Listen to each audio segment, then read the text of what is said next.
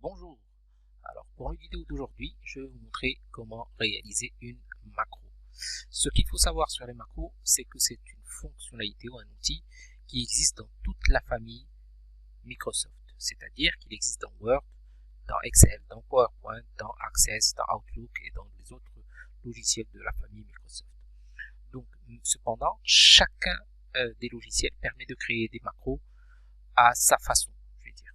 Alors, aujourd'hui, on va s'axer un petit peu sur les macros de Excel. Alors, tous les logiciels d'ailleurs de Microsoft se regroupent dans une chose dans la création des macros, c'est qu'elle permet d'automatiser des tâches. Alors, sur Excel particulièrement, la macro peut être créée de deux façons. Alors, on a ce qu'on appelle les macros d'enregistrement, c'est-à-dire les macros qui, je vais dire, ne nécessitent pas de codage, de programmation. Et puis, il y a les autres macros qui nécessitent le codage et qui nécessitent particulièrement un langage de programmation appelé Visual Basic pour application, ou VBE, Visual Basic pour Excel. Donc aujourd'hui, comme je vous ai dit, on va s'axer sur les macros d'enregistrement, c'est-à-dire qui ne nécessitent pas de programmation. Néanmoins, toute macro qu'on aura à créer va automatiquement générer un programme réalisé en arrière-plan sur Visual Basic qu'on pourra éventuellement peut-être voir ensemble dans une autre vidéo. Alors, on y va. Alors, pour créer une macro d'enregistrement, il faut nécessairement passer par deux préliminaires essentiels et indispensables. Le premier préliminaire consiste à activer l'onglet développeur. Onglet, ça veut dire comme fichier, accueil, insertion, design, mise en page, ainsi de suite. Donc on va activer un autre onglet ici qui s'appelle développeur et qui est indispensable pour créer des macros. Donc ce dernier, une fois qu'il va être activé, c'est une fois pour toutes, donc on n'aura plus à le réactiver, c'est-à-dire qu'il va être activé sur Excel et définitivement. Alors je vais donc aller sur fichier, voilà, on va aller ensuite sur options, et puis personnaliser le ruban, et je vais cocher l'onglet développeur. Une fois qu'il est coché, vous allez voir qu'il va apparaître sur ma barre d'outils. Voilà, il est là. La deuxième, ou plutôt le deuxième préliminaire, consiste à enregistrer le classeur actuel sous un autre format qui prend en compte les macros. C'est très important parce que si on ne le fait pas, on pourra créer des macros, mais on ne pourra pas les exécuter. Alors, ce deuxième préliminaire devra être réalisé à chaque fois que j'aurai à créer ma première macro, soit sur un nouveau classeur, soit sur un ancien classeur, c'est-à-dire un classeur sur lequel il y a déjà des données et des informations et des opérations, mais où il n'y a jamais eu de macro. Alors, donc on y va pour le deuxième préliminaire, fichier, enregistrer sous, parce que là je suis sur un fichier qui existe déjà, donc bureau, je vais placer sur le bureau, et je vais laisser le même nom que j'avais avant, et puis ensuite, au niveau de type, je vais choisir classeur Excel prenant en charge les macros. Vous voyez, je l'ai choisi au niveau de type. Et puis ensuite, il me suffit d'enregistrer. Voilà, le tour est joué. Alors, pour information, regardez ici. Alors, je vais un petit peu vous faire montrer. Alors, voyez un petit peu le fichier, l'ancien fichier sur lequel je travaillais.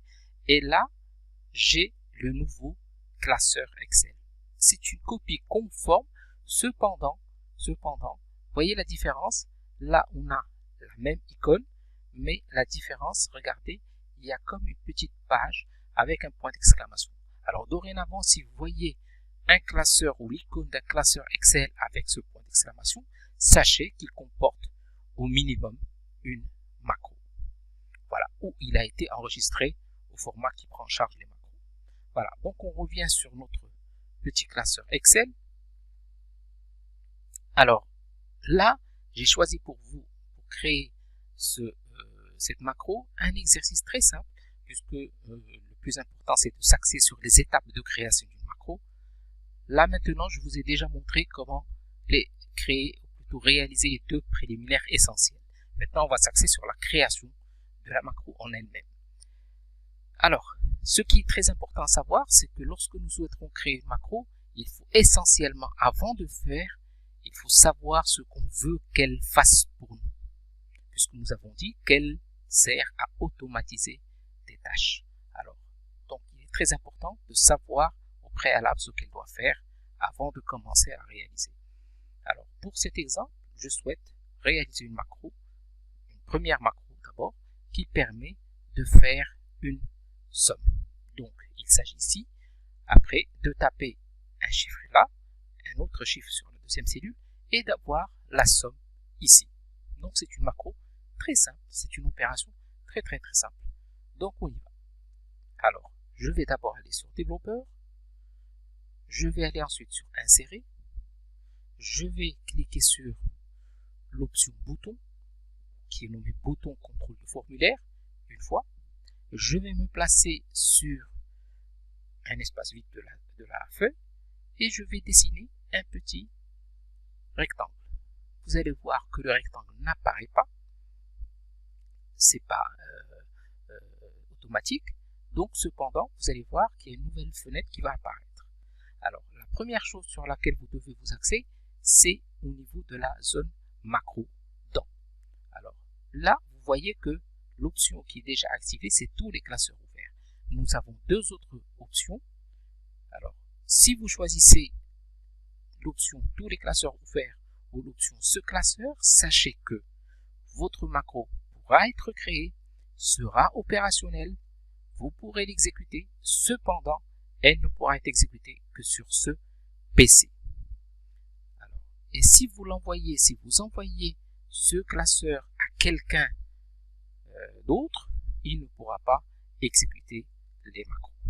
Par ailleurs, si nous réalisons la macro sur l'option 3, c'est-à-dire où il y a le nom du classeur sur lequel nous sommes, ce que je vais faire, cette macro pourra être exécutée et sur ce PC et pourra être exécutée même si on envoie le classeur à quelqu'un d'autre. Ça veut dire que la macro sera liée au classeur, ce qui n'est pas le cas pour les deux autres options premières. Alors, une fois qu'on a fait ça, on va aller sur nom de la macro pour taper notre nom de macro. Donc, je vais effacer le contenu. Sachez que le nom de la macro doit respecter un certain nombre de caractéristiques. Le premier, c'est que le nom de la macro ne doit jamais commencer par un chiffre. Deuxième condition, il ne devra jamais prendre d'espace. Troisième condition, il ne pourra jamais prendre d'accent. Dernière condition, il ne prendra jamais de ponctuation. Cependant, je peux taper un nom de macro qui peut aller jusqu'à 67 caractères. Très intéressant, donc autant taper un nom de macro qui soit explicite. Et croyez-moi, c'est très utile. Parce qu'à un certain moment, vous aurez créé plusieurs macros, donc le nom de macro peut faire la différence au cas où vous souhaiteriez modifier cette macro ou carrément la supprimer et la refaire peut-être.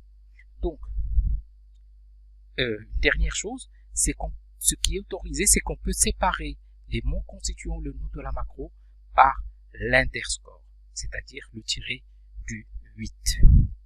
À l'arrivée, donc cette macro, j'ai dit, elle fait la somme. Donc, je vais l'appeler opération somme, vous voyez, et je clique sur enregistrer.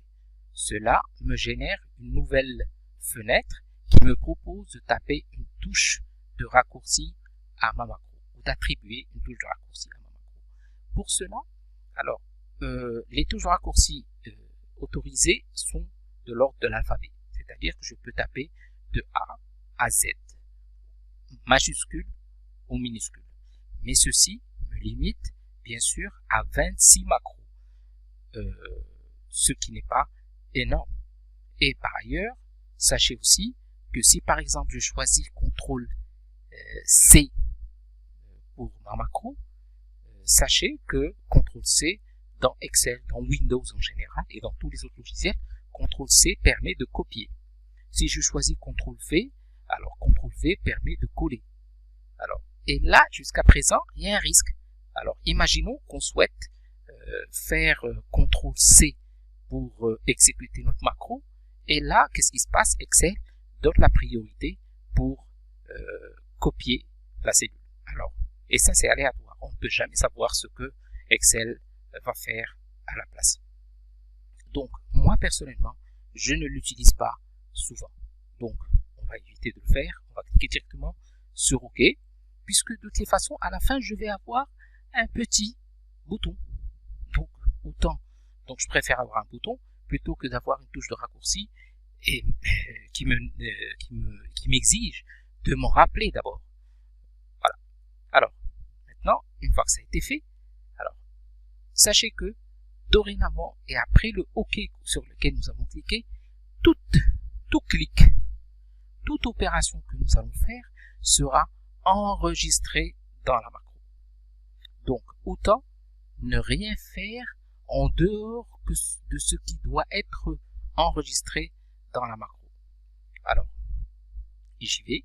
Donc, je me place ici et je vais taper égal somme des deux qui sont là. Je ferme la parenthèse et je valide. Voilà. J'ai validé et le tour est joué. Donc, ma macro est terminée. Il me suffit d'arrêter l'enregistrement. Et pour ce faire, j'ai deux façons de faire. Soit je vais sur développeur et j'ai l'option arrêter l'enregistrement, ou bien je peux cliquer sur le petit carré en bas. Parfois, il peut apparaître en blanc et parfois, comme vous voyez ici, il apparaît en gris. Donc, je vais tout simplement cliquer dessus et voilà, j'ai arrêté l'enregistrement. Alors que depuis le début, la macro a enregistré. Donc, je vais donc essayer ma macro. Donc, je vais taper un chiffre, 25 par exemple, 36, 35. Voilà, le résultat apparaît. L'avantage avec la macro, c'est que même si j'efface toutes les cellules, dont la cellule de la formule, je vais retaper d'autres. Voilà. Voilà. Et voilà, regardez, il n'y a pas de résultat, puisqu'il n'y a pas de formule. Je vais cliquer sur le bouton, et vous voyez, ça me donne le résultat. Ça marche alors. Donc, comme vous avez vu, les opérations de création de la macro sont très simples, mais ce qui est très important, c'est que on doit savoir ce qu'on veut qu'elle fasse pour nous. Alors, il me reste tout simplement à enregistrer le bouton, c'est-à-dire changer le nom du bouton. Pour cela, je clique sur bouton droit, modifier le texte et j'efface le contenu pour l'appeler somme. Voilà. Alors, maintenant, on va imaginer que notre macro, lorsque on était en train de réaliser notre macro, on s'est trompé quelque part. Peu importe. Donc, imaginons que ça ne nous a pas donné le résultat. Alors, imaginons qu'on souhaite supprimer cette macro. Pour cela, il suffit, bien sûr, de supprimer son bouton. Et pour cela, je vais sur le bouton en question. Je clique avec le bouton droit de la souris. Ensuite, la touche échappe de mon clavier. Et puis ensuite, la touche supre de mon clavier. Ce qui supprime le bouton en question. Mais c'est pas pour autant que la macro a été supprimée. Maintenant, je n'ai supprimé que le bouton. Et ensuite, je vais aller sur développeur. Ensuite, je vais aller sur l'option macro. Et puis, je vais sélectionner dans la liste qui pourrait être longue, la macro, ou plutôt le nom de la macro à supprimer. Je le sélectionne et puis je choisis l'option supprimer. Voilà, ça va me demander de valider. Oui, là, la macro a été réellement supprimée. Donc, je vais refaire l'opération pour un petit peu asseoir ce qu'on a vu. Donc comme j'ai dit, après avoir réalisé les deux préliminaires, je vais aller sur développeur, je vais aller sur insérer, je vais aller sur bouton, je vais dessiner un bouton, voilà, je vais l'appeler par exemple cette fois différence, voilà, voilà, et je vais cliquer, après avoir bien sûr pris en compte que c'est le nom du classeur sur lequel je suis qui était choisi, et puis je vais cliquer sur enregistrer. Voilà, là comme j'ai dit, je clique sur OK, et après je lâche mon clavier et ma souris, le temps de voir un petit peu ce que je compte réaliser. Alors, cette macro va me réaliser tout simplement une différence et me donner le résultat ici. Donc, c'est une simple petite formule égale cette cellule moins celle-ci. Et je valide par entrée. Voilà, la macro a été faite, c'est fini, j'arrête l'enregistrement. Voilà. Maintenant, je vais simplement tester. Je vais taper, voilà, moins, voilà. Et ça me donne le résultat. Même si j'efface le contenu de toutes les cellules, dont la formule, donc, regardez, voilà, voilà. Vous voyez, il n'y a pas de résultat. Il me suffit de cliquer sur le bouton et ça me donne le résultat. Donc, il me suffit donc par la suite de changer juste le titre du bouton en cliquant sur le bouton droit et puis l'option modifier le texte. J'efface le contenu et puis, comme vous voyez ici, dans le nom du bouton, j'ai le droit de taper des espaces et ainsi que des accents. Pour valider le nom du bouton, il me suffit de cliquer à l'extérieur du bouton. Très très très important, n'oubliez pas lorsque vous souhaiterez donner un nom à votre bouton, évitez de le faire avant d'arrêter l'enregistrement. J'espère que ça vous sera utile. À très bientôt.